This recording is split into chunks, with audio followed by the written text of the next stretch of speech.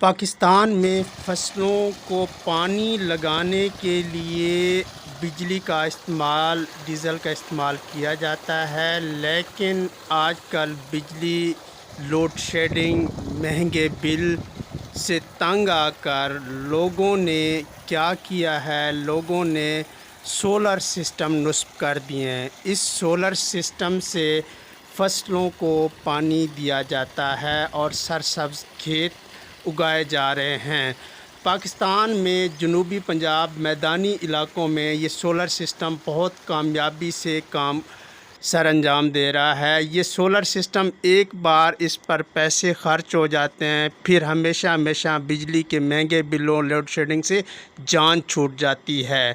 ذمہ دار کا کہنا ہے کہ میں نے ایک بار اس پر پیسے لگا دیے ہیں، اب اس سے مجھے بہت زیادہ فائدہ ہو رہا ہے اور بہت میرے جو اخراجات تھے بجلی کے وہ بچ رہے ہیں اور فصل بھی اچھی اگ رہی ہے۔